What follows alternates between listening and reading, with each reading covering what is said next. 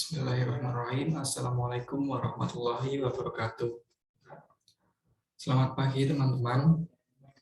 Sebelum kita memulai pembelajaran pada pagi hari ini, alangkah baiknya kita berdoa terlebih dahulu menurut kepercayaan masing-masing. Berdoa menurut kepercayaan masing-masing dimulai. Selesai. Semoga dengan bacaan yang kita bacakan, pembelajaran pada pagi hari ini dapat bermanfaat bagi kita semua. Nah, pada pertemuan kali ini kita akan membahas tentang teks eksplanasi. Sebelumnya, apakah dari kalian ada yang tahu apa itu teks eksplanasi? Nah, teks eksplanasi merupakan sebuah karangan yang berisi penjelasan-penjelasan lengkap mengenai suatu topik yang berhubungan dengan berbagai fenomena, baik fenomena alam maupun sosial yang terjadi di kehidupan sehari-hari.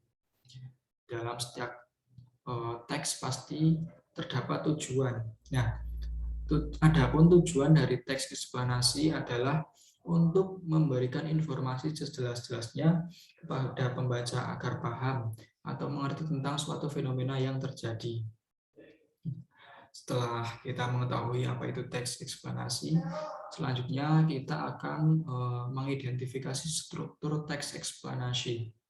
Nah, dalam struktur teks eksplanasi terdapat beberapa bagian, yaitu yang pertama, identifikasi fenomena atau phenomenon identification.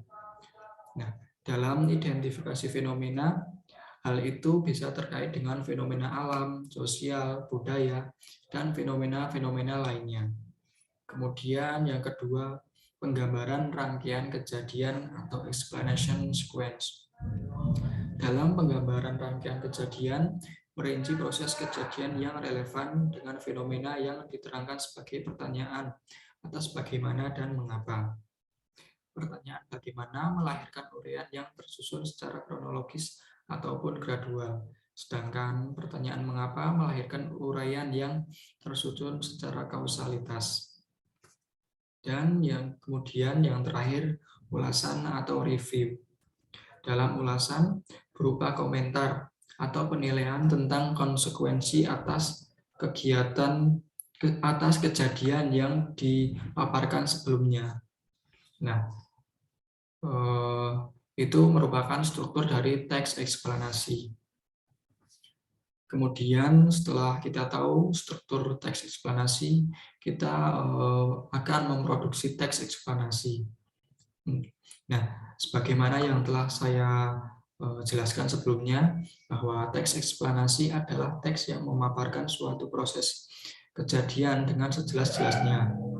Teks eksplanasi banyak menggunakan fakta, baik itu untuk menunjang alasan ataupun sebab-sebab atas peristiwa yang akan dipaparkan. Luasnya wawasan dan pengetahuan kita berkenaan dengan topik yang akan ditulis juga sangat penting. Penulis harus menyiapkan berbagai sumber untuk dapat mengembangkan topik yang dipilihnya secara mendalam. Kalau tidak, isi tulisan akan dangkal dan tidak memberikan sesuatu yang baru bagi pembaca. Nah, terdapat beberapa pola pengembangan dalam menulis teks eksplanasi. Yang pertama, pola pengembangan sebab akibat. Dalam hal ini, sebab dapat bertindak sebagai gagasan umum, sedangkan akibat sebagai perincian pengembangannya. Nah, di bawah ini merupakan contoh dari pola pengembangan sebab akibat. Gempa bumi melanda wilayah bagian selatan daerah istimewa Yogyakarta, Sabtu 27 Mei 2006, pukul 5.54 WIB. Kekuatan gempa bumi tercatat 6,2 skala Richter pada kedalaman 17,1 km. Pusat gempa terletak pada posisi 25 km barat daya kota Yogyakarta. Gempa bumi ini mengakibatkan puluhan orang meninggal, beberapa orang luka-luka, sejumlah bangunan roboh dan mengalami kerusakan. Selain itu, dilaporkan juga terjadi longsoran dan kerusakan pada permukiman dan bangunan lainnya di Kabupaten Bantul karena dekat dengan sumber gempa bumi. Nah, itu merupakan contoh dari pola pengembangan sebab akibat.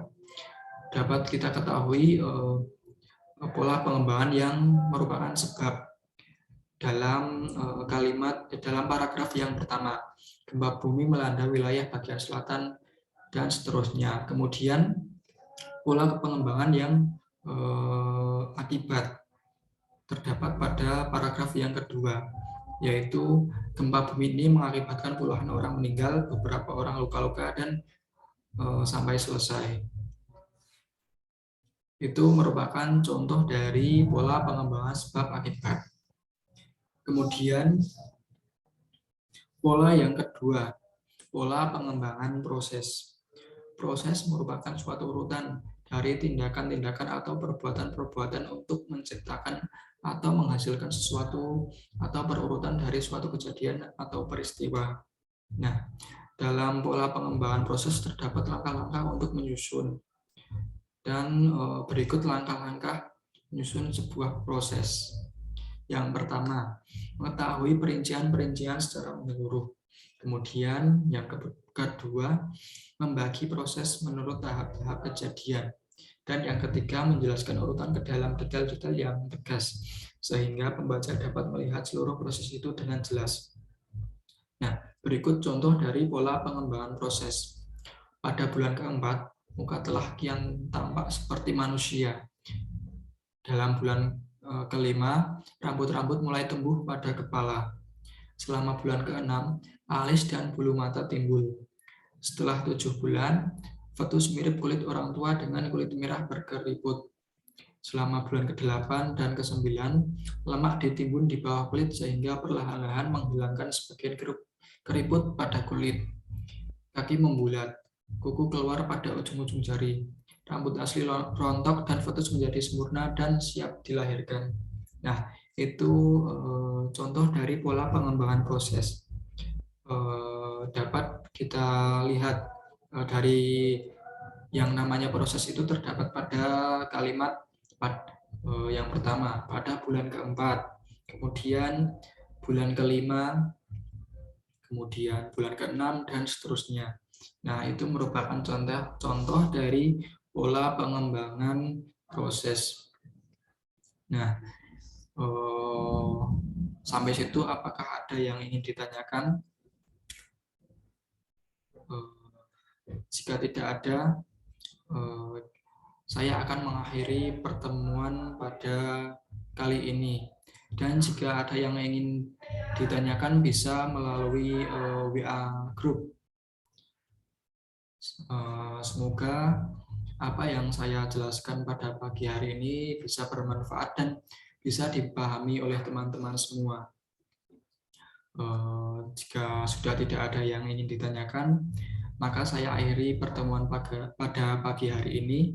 Sekian, wassalamualaikum warahmatullahi wabarakatuh.